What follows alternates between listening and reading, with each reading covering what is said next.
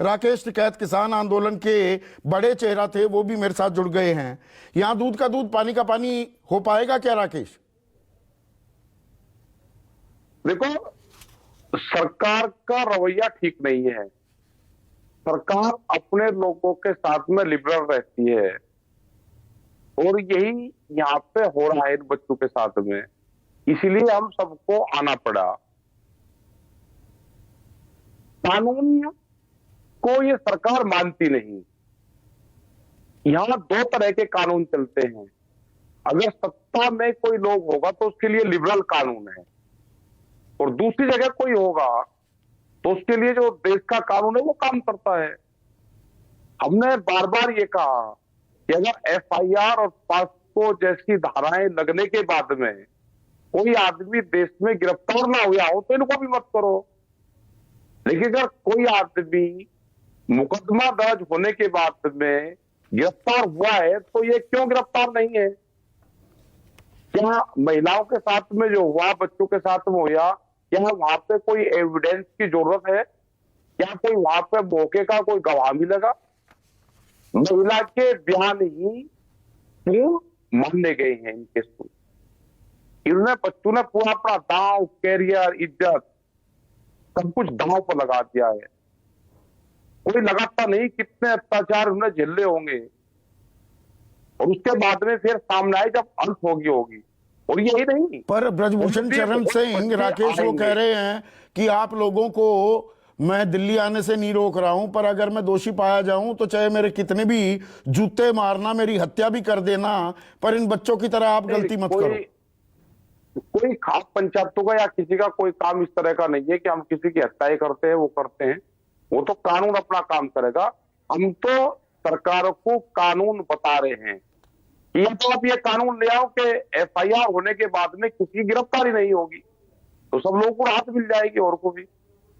अगर देश में ये कानून है कि एफआईआर होगी, पॉक्सो जैसी धाराएं लगेगी और उसमें तुरंत गिरफ्तारी होगी, तो इनकी भी गिरफ्तारी कर लो।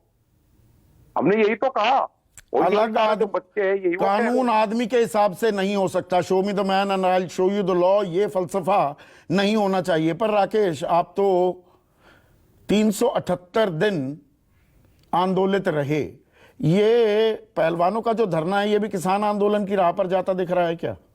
ये अब यहां बैरिकेडिंग की वेल्डिंग हो रही है, तख्त के लकड़ी के तख्त लाने में दिक्कत हो जाती है, जंगल पानी का इंतजाम खत्म कर दिया जाता है, तो ये किसान आंदोलन की राह पर जाता दिख रहा है क्या? सब कुछ तक इनके खिलाफ इस तरह के अभियान चलेंगे। मतलब हर रोज आप देखोगे बॉर्डरों पर लोगों को रोका जाता है, हर रोज यहाँ पर लोगों को रोका जाता है। यहाँ चर्चा बैरिकेडिंग लगी हुई है। लोग वहां पर अंदर जाते हैं तो फिर ये एलिगेशन लगाते हैं कि किसान और जो लोग भी आ रहे हो बैरिकेडिंग तोड़ के गए। भाई हर रोज बैरिकेडिंग टूटते हैं तो आप लगाते क्यों हो? यहाँ आप देश को ये दिखाना चाहते हैं कि देखो हम शांतिपूर्ण तरीके से धरना चल रहा है, और किसान और जो आम लोग आते हैं बैरिकेडिंग तोड़ते हैं। जब लोग आते हैं यहाँ पे, घर से चल दिया, वो यहाँ पे आएगा, आप उसको लेना दो। हमने ये कहा है कि यहाँ जो लोग सुबह ही आएंगे वो शाम को घर चले जाएंगे। जो 150-200 लोग यहाँ पे रुकेंगे, और अगर हो हंगामा हो जाए, हमने हो हंगामा हो जाए, नहीं हो हंगामा हो जाए, पुलिस को तो एहतियात बरतनी पड़ेगी राकेश टिकैत की। नहीं, हमने 2020 में 26 जनवरी को क्या हुआ वो भी देखा है, तो पुलिस को कुछ तो सख्ती करनी पड़ेगी। नहीं, कोई नहीं हुआ। 26 जनवरी का भी सबको पता है कि उन्होंने किस तरह से धोखा हमारे साथ में किया, वो देश सब जानता है। उसमें कोई जांच नहीं हुई आज तक कि 26 जनवरी में क्या हुआ था, कौन सा इन्होंने हमको रूट दिया था और हमको कहां डाइवर्ट करा इन्होंने, सब जानते हैं। लेकिन क्या कोई देश में कोई जांच एजेंसी है जो सरकार की भी जांच कर दे? लेकिन आज यहाँ पे है, हमने ये कहा है कि जो लोग यहाँ पे आ रहे हैं आप उनको आने दो। वे लोग यहाँ पे आएंगे, दिन में आते हैं, 4-5 घंटे रहते हैं, फिर वे लोग वापस चले जाते हैं। क्या अब आप इस आंदोलन की कमान अपने हाथों में ले रहे हैं राकेश? क्योंकि आज आपका एक बयान ये भी है कि 21 मई तक का वक्त दे रहे हैं, ब्रजभूषण शरण सिंह को गिरफ्तार करो वरना फिर हम कुछ बड़ा फैसला लेंगे। नहीं, हमने ये कहा है कि 20 तारीख तक जो हमारी व्यवस्था है कि हर खापू से गांव से लोग आते रहेंगे और हम 21 तारीख को फिर एक मीटिंग करेंगे, उसमें अगला फैसला लेंगे। भाई आंदोलन हो सकता है कि 13 महीने का आंदोलन जो सर्टिफिकेट है 13 महीने का, ये तो दिल्ली भारत सरकार ने हमको दे रहा क्या कि 13 महीने तुम अपना आंदोलन कर ही दिया।